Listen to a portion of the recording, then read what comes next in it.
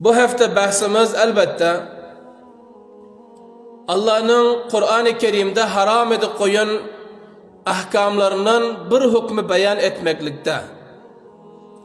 Allah Tebarek ve Teala Kur'an-ı Kerim'de günahların içinde bir günahını hem zikreden ki ol beter kabih günah, yaramaz günah. Ki ona gıybet diliyor, gıybet. Gıybet etmeklik din-i İslam'da haram bul, nacaiz bul. Çünkü Allah Teala haram diyen, Allah'ın ayınca peygamberi haram diyen, hadisler dolup yeti gıybetin haramlığı barasında. Kur'an-ı Kerim ayetlerinde haram bulunluk barasında hili bahas bulun. Şuna binaen gıybet etmeklik nacaiz, gıybet eşitmeklik nacaiz, gıybet meclis bir bereket, bunu şeriyet İslam'ın bizlere aydık koyun azizlerim. Peygamberimiz aleyhissalatu vesselam bugün ayttılar. Ya ma'şara men amene bilisanihi ve lem yedhulul imanu kalbe. Peygamberimiz aleyhisselam ayttı ki, ey kasane ki dil bile iman getirdik diyorsunuz, henüz iman kalplerinize baran yok. Fakat dil bile Allah'ın tanıdık diyorsunuz, dil bile peygamber tanıdık diyorsunuz, derhal ki kalbinizden mı aydanız yok. O cema'i münafıkînlere Peygamberimiz Aleyhisselam aydı otuydu. Ey cema'i o kasani ki, o adamları ki fakat dilimle iman getirdik diyor, kalbine henüz iman dahil bulun yok diye Peygamberimiz aydı. İzinden ne diyor Peygamberimiz Aleyhisselam? La tagtabul muslimin ve la tettebi'u avratihim. Sizler Müslümanların gıybetini etmen. Sizler Müslümanların izinden geplemen. Müslümanların izini cüstucu edip ayıbını aktarman deyip Peygamberimiz Aleyhisselatü Vesselam takidin olur şöyle dediler.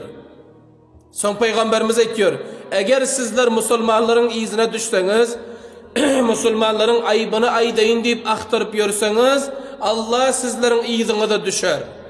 Bir adamı ki Allah Teala izine düşse, o insanı üyünün içinde de Allah Teala rasva eder deyip Peygamberimiz Aleyhisselam şöyle dediler. Karan. Şimdi bu hadisten iki zat belli oldu bizlere azizlerim. Biraha Müslümanın gıybetini ettiyor insan münafığın hıslatında oluyor ikene. Münafıklar Müslümanların gıybetini etiyor. Bilbir.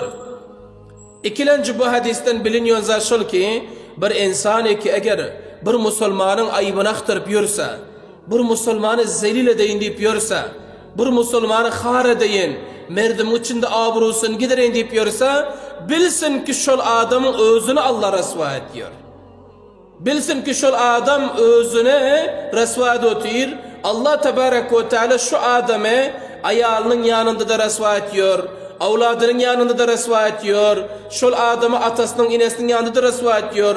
Ehl-i familinin içinde Allah Teala şol rasva edip koyuyor. Karan bu andaza. Gıybet haram bul. Müslümanın izine, ayıbını cüstucu etmek haram bul. Bir insan ki eğer Müslümanın ayıbını aktarıp yorup gıybetini edip yordu mu Allah Tebarek ve Teala şon kharu zelil edecekken bu belli bul azizlerim. Gıybet nama itiyor. Peygamberimiz Aleyhisselam sahabalarından bir gün sonra de aytti ki ey men yaranlarım etedrûne mel gıybe. Biliyorsunuz mu gıybet nama itiyor dedi de. Sahabe-i kiram ayttılar. Ya Resulullah sallallahu aleyhi ve sellem Allah bile onun peygamberi yakşı biliyor dedi. Peygamberimiz aleyhissalatu vesselam aytti ki gıybet şuna aytıyor ki sen bir Müslümanın izinden geplesen yok bilen şu aydan gepini şu Müslüman eşitip kafa olsa ciger hun bolsa yüreği ağrıysa şuna gıybet deyiliyor dedi Peygamberimiz aytti. Sahabalar ayttılar ya Resulallah eğer bizden şu aytıyorsun gepimiz şu biraderimizde bağır olsa ne dediler. Bire kel diyoruz vakiyen kel şol. Bire bedbaht diyoruz vakiyen bedbaht şol. Bire zani diyoruz vakiyen zina etiyor şol.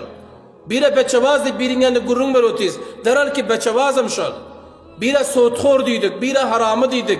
Her bir gepik aytıyoruz şu biraderimizde bağır olsa ne dedi. Aya gıybet boluyorum bazım dedi de sahabalar soravuti.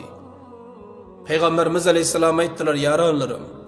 Eğer şu aytyon gepiniz şu biraderinizde bağır bolsa şuna gıybet diyor. Eğer şu aydan gepiniz eşitip yürek ağrıyasa dedi. Eğer aytyon gepiniz şu Müslümanda yok onda onu töhmet diyor, bohtan ettiniz deyip Peygamberimiz şöyle dedi garam. Bu andaza muhim bul. Bu andaza zarur bul ki gıybeti terk etmeklik, gıybetin haramlığını bilmeklik. Dini İslam'da gıybet haram. Allah Tebarek ve Teala Kur'an-ı Kerim'de de gıybeti haram karar veren, hatta Allah Teala gıybet eden insana bir ölen biraderinin göğüstünü iymeklige teşbih veriyor garam.